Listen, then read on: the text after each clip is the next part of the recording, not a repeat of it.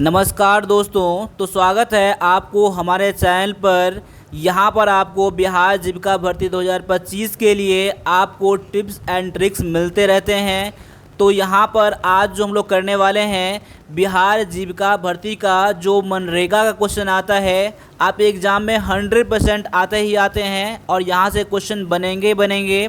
यही टॉपिक मैं आपके लिए आज लाया हूँ। तो चलिए स्टार्ट करते हैं। स्टार्ट करने से पहले थोड़ा सा हम लोग मनरेगा के बारे में जान लेते हैं कि मनरेगा है क्या। तो जानते हैं कि मनरेगा यानी कि महात्मा गांधी राष्ट्रीय ग्रामीण रोजगार अधिनियम, यह एक ऐसा योजना है जो ग्रामीण भारत में ये रोजगार को सुनिश्चित करने वाले एक योजना है। ठीक है, जो मनरेगा जो ग्रामीण भारत में ही काम करता है और ये ग्रामीण परिवारों को ये सालाना 100 दिन का मिनिमम रोजगार गारंटी देता है। तो आज हम लोग इसी टॉपिक पर क्वेश्चन करने वाले हैं। तो चलिएगा लास्ट तक देखिएगा और इस क्वेश्चन को 100% आपको करके रहना ही है। चलिए, तो यहाँ पर पहला क्वेश्चन देख सकते हैं कि मनरेगा, यहाँ से MGNREGA यानी कि इसका पूरा नाम क्या है, जैसे कि हम लोग इसको हिंदी में मनरेगा भी कहते हैं। तो जानते हैं आप लोग इसका फुल फॉर्म। तो यहाँ पर ऑप्शन में से लगा लीजिए आपका आंसर क्या है। तो जानते हैं इसका पहला आंसर जो है ऑप्शन नंबर ए है, Mahatma Gandhi national rural employment guarantee act जो है इसका पहला आंसर करेक्ट है। चलिए आगे बढ़ते हैं अगले क्वेश्चन में। यहाँ पर मनरेगा किस वर्ष लागू हुई थी? तो मनरेगा जो हुआ था कौन से वर्ष में स्टार्ट हुआ था? तो यहाँ पर देख सकते हैं कि ऑप्शन नंबर आपका बी जो है 2005 में ये मनरेगा स्टार्ट हुआ था। लेकिन आपको यहाँ पर ये देखना है कि ये जो है स्टार्ट कब से हुआ था। तो स्टार्ट जो हुआ था ये 2006 से हुआ था, यानी कि ये आपका जो स्टार्ट हुआ था 2005 में, लेकिन ये जो काम करना स्टार्ट किया था ये 2006 से स्टार्ट किया था। शुरू में ये 200 डिस्ट्रिक्ट में स्टार्ट हुआ, उसके बाद अगले फेज में पूरे भारत में इसको लागू कर दिया गया। ठीक है, चलिए आगे बढ़ते हैं अगले क्वेश्चन को देखते हैं। अगला क्वेश्चन में है कि मनरेगा का उद्देश्य क्या है, कि मनरेगा का क्या उद्देश्य है, क्या इसका पर्पस है। तो यहाँ पर ऑप्शन को आराम से देखिएगा और तब उसका आंसर दीजिएगा। ठीक है, तो इसका जो आंसर है, यह ग्रामीण क्षेत्रों में रोजगार का सृजन करता है, यानी कि ग्रामीण क्षेत्र में ये रोजगार बनाता है ताकि ग्रामीण क्षेत्र में रहने वाले जो मजदूर हैं उसको काम मिल सके। तो आपका आंसर जो हो जाएगा ऑप्शन नंबर बी हो जाएगा। अब अगले क्वेश्चन को भी लगाइएगा कि मनरेगा के तहत रोजगार की गारंटी कितने दिनों की होती है।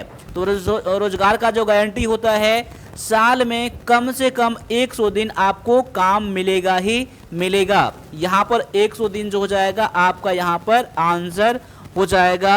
अब अगले क्वेश्चन में है कि मनरेगा के तहत किस स्तर पर कार्य योजना बनाई जाती है, कौन से स्तर पर कार्य योजना बनाया जाता है। तो क्वेश्चन नंबर 5 का जो आंसर है आपका, ये पंचायत स्तर पर काम बनाया जाता है कि कहाँ काम करना है, इसका योजना उसी स्तर पर बनाया जाता है। ठीक है, आगे देखते हैं कि मनरेगा के तहत किस प्रकार के कार्य प्रदान किए जाते हैं। इसके अंतर्गत जो कार्य प्रदान किया जाता है वो किस तरह का कार्य दिया जाता है ग्रामीण परिवारों को। तो यहाँ पर ऑप्शन को देख लीजिए, यहाँ पर आपका आंसर आना चाहिए ऑप्शन नंबर बी। इसमें क्या होता है, कृषि और ग्राम विकास के लिए जो भी कार्य से जुड़े काम होते हैं उसमें दिया जाता है। जैसे कि जानते हैं कि सिंचाई में और देख सकते हैं कि रोड बनता है, तालाब बनता है। ठीक है, उस सब में इनको काम दिया जाता है, वहाँ पर काफी ऐसे लेबर किया जाता है, जैसे कठिन परिश्रम किया जाता है, शारीरिक मजदूरी किया जाता है। तो ये आपको इस तरह के काम यहाँ पर मनरेगा में दिया जाता है। अब अगले क्वेश्चन को भी देखते हैं। अगला क्वेश्चन में है कि मनरेगा का प्रबंधन किस संस्था द्वारा किया जाता है, कौन से संस्था के द्वारा किया जाता है। यहाँ पर क्वेश्चन नंबर 7 का आंसर हो जाएगा ऑप्शन नंबर ए हो जाएगा, जिला मजिस्ट्रेट। अब यहाँ पर देख सकते हैं कि ये जो है जिला मजिस्ट्रेट, ये जो है इसका मनरेगा के अंतर्गत उस डिस्ट्रिक्ट का सारा देखभाल करते हैं। ठीक है, वो जो होता है मनरेगा का जो जिला मजिस्ट्रेट होता है वो होता है नोडल ऑफिसर होते हैं, वहां पर सारा देख रेख इन्हीं के अंतर्गत होता है। ठीक है, अगला क्वेश्चन है कि रोजगार की मांग करने के लिए व्यक्ति को कितने हफ्ते के भीतर रोजगार प्रदान करना अनिवार्य है। यानी कि अगर आपको काम करना है, काम नहीं दिया जा रहा है, तो आप कितने, अब जब अप्लाई करेंगे, आवेदन देंगे, उसके कितने दिनों के अंदर आपको काम मिल जाएगा। अगर नहीं मिलेगा तो आपको वहां पर मजदूरी भत्ता मिलेगा, बेरोजगारी भत्ता मिलेगा आपको। यहाँ पर जो है कम से कम उसको 15 दिनों के अंदर काम देना अनिवार्य है। अब देखा गया है कि यहाँ 15 से 30 दिन के अंदर में काम मिल जाता है। यहाँ पर जो आपका आंसर हो जाएगा 15 दिन, आपका आंसर करेक्ट हो जाएगा। अगला है कि मनरेगा में मुआवजे का भुगतान किस समय करना अनिवार्य है। देखिए, मुआवजा यानी कि जो आपको काम करता है उसका जो मुआवजा होता है उसको 15 दिन के भीतर देना होता है। जो उसको मजदूरी मिलता है 15 दिन के अंदर में मिल जाना चाहिए, यानी कि 1 महीने में 2 बार मिलता है अगर कंटिन्यू काम करेंगे तो। ठीक है, तो यहाँ पर 15 दिन के अंदर मिल जाता है, लेकिन जनरली 15 से 30 दिनों के अंदर इसका जो है मुआवजा मिल जाता है। अगले क्वेश्चन को देखते हैं। अगला क्वेश्चन में है कि मनरेगा के तहत कार्यों की योजना किस आधार पर बनती है, कौन से आधार पर बनता है। देखिए, मनरेगा में जो भी कार्य होता है गांव की क्या मांग है, ठीक है, गांव की मांग के आधार पर। ठीक है, जैसे गांव में क्या जरूरत है, कहाँ पर रोड बनाना है, कौन से तालाब को ठीक करना है, कहाँ पर सिंचाई की व्यवस्था ठीक से नहीं किया हुआ है, तो ये सब काम जो मनरेगा के अंतर्गत होता है वो गाँव के जैसा डिमांड होता है गांव उसके अकॉर्डिंग किया जाता है। अगला क्वेश्चन में है कि मनरेगा का लक्षित समूह कौन सा है। लक्षित समूह कौन सा है, यानी मनरेगा जो है किसके लिए है। देखिए, यहाँ पर ऑप्शन में से देख सकते हैं ग्रामीण निर्धन परिवार, जो कि गांव के रहने वाले हैं और जो गरीब हैं उनके लिए ये है। ठीक है, अगले क्वेश्चन को देखते हैं। यहाँ पर मनरेगा के तहत कामगारों को न्यूनतम मजदूरी किस आधार पर मिलता है।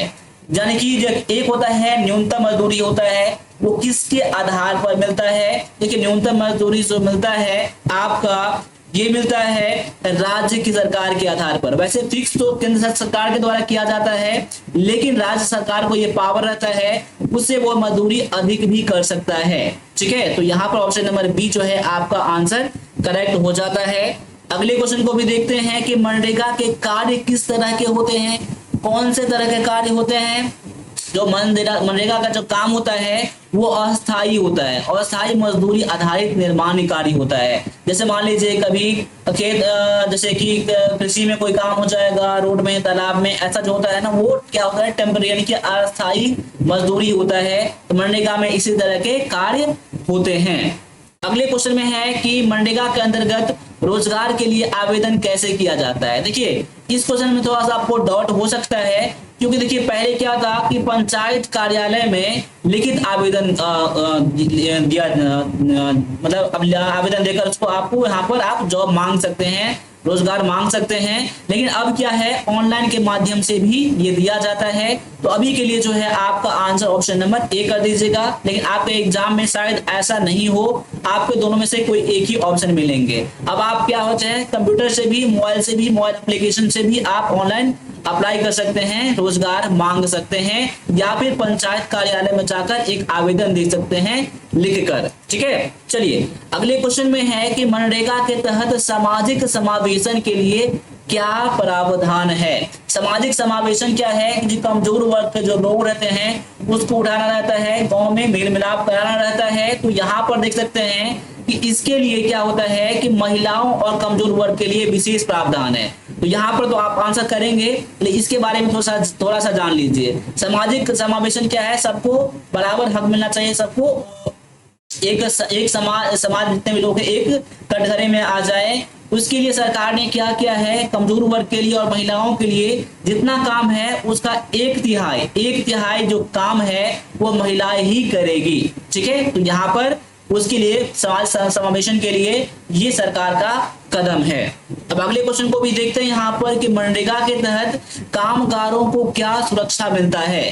देखिए, कामगार को क्या सुरक्षा मिलता है, जो काम करने वाले जो मजदूर होते हैं उनको सुरक्षा के लिए क्या दिया जाता है। तो ऑप्शन को ठीक से देख लीजिए यहाँ पर। तो ऑप्शन नंबर बी में है काम के दौरान सुरक्षा उपकरण उपलब्ध कराना। देखिए हो सकता है कि सेफ्टी के लिए आपको ग्लव्स दे दे, या फिर और भी जो कुछ होते हैं जो उसको सुरक्षा कर सकता है, जूता दे दें, ठीक है, और भी जो कुछ चीज है वो आपको प्रदान करेंगे। लेकिन कहीं कहीं पर आपको स्वास्थ्य बीमा मिलेगा, नहीं मिलता है, ठीक है, ये भी नहीं मिलता है। इसीलिए ऑप्शन नंबर बी जो है इसका आंसर बिल्कुल करेक्ट हो जाता है। यहाँ पर इस क्लास में हमने 30 क्वेश्चन लाया है, और 30 क्वेश्चन के बाद मैं एक बार और लाऊंगा आपको मनरेगा से रिलेटेड, उसमें सारा चीज मैं A to Z खत्म कर दूंगा। बस आप लोगों को क्लास को एक बार दोबारा रिवीजन करना है और नोट बना कर रखना है, ठीक है। आपके क्वेश्चन यहाँ से 100% बनेंगे ही बनेंगे।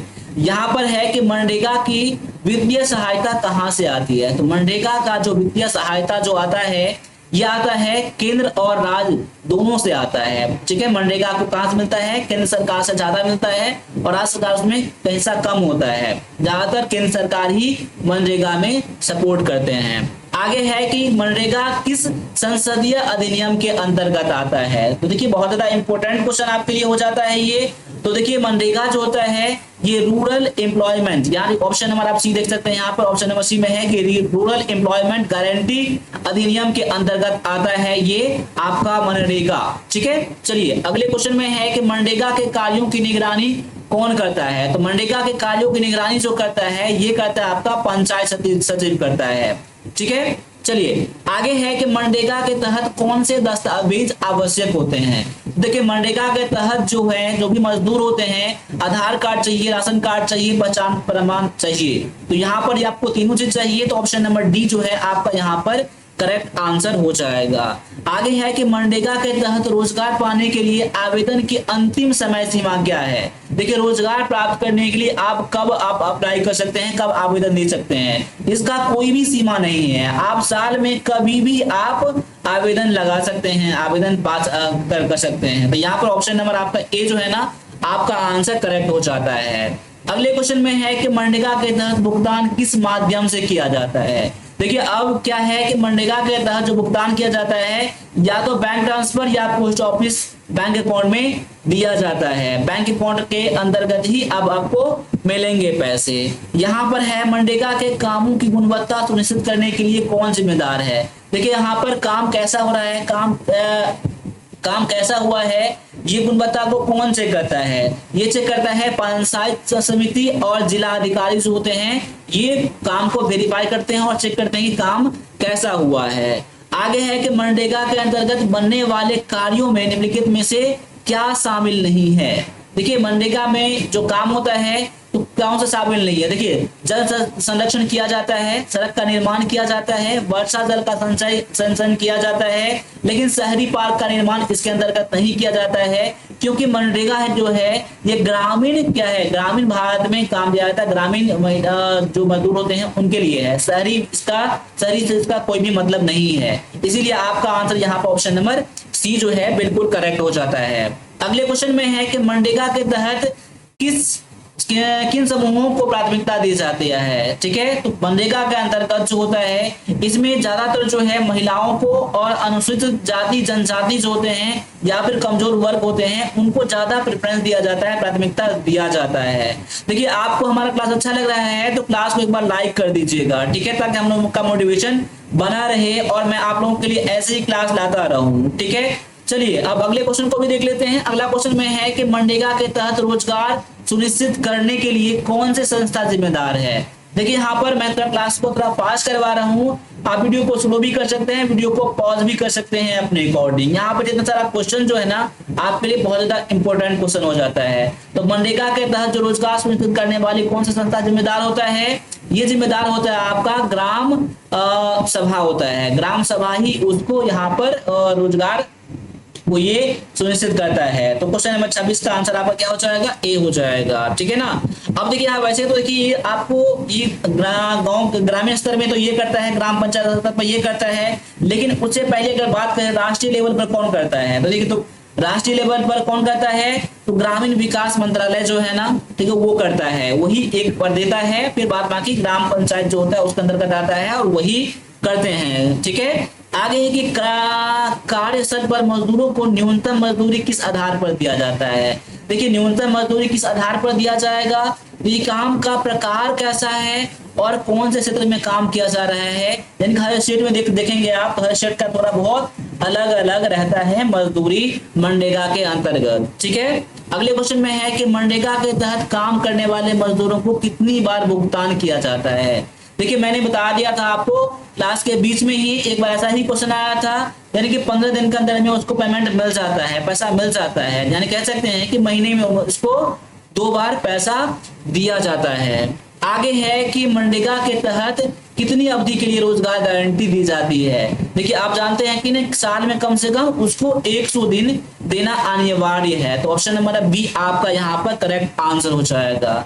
आगे है कि मनरेगा के तहत अगर रोजगार नहीं दिया जाता है तो क्या होता है। अगर मनरेगा के अंतर्गत कोई भी मजदूर को काम नहीं मिलता है, अगर वो आवेदन देता है तो उसको क्या मिलता है, उसको बेरोजगारी भत्ता मिलता है, जो कि ऑप्शन नंबर बी में दिया गया है। तो यहाँ पर हमने अभी 30 क्वेश्चन करवाए हैं आपके लिए, जो कि आपके जो बिहार जीविका जो भर्ती है इस बार बिहार जीविका वैकेंसी 2025 के लिए बहुत ज्यादा इंपॉर्टेंट क्वेश्चन है। यानी कि आपके लिए एक एक क्वेश्चन इसमें बहुत ज्यादा इंपॉर्टेंट है। मैं उम्मीद करूंगा कि इस क्लास को रिविजन करेंगे, नोट बनाए होंगे और भी दोस्तों को शेयर करेंगे, ताकि उनका भी हेल्प हो सके, हम लोगों का भी हेल्प हो सके।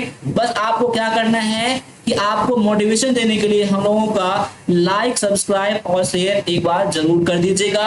आपके लिए मैं अगला क्लास जल्दी लाऊंगा। मिलेंगे अगले क्लास में, तब तक सभी से जय हिंद, जय भारत।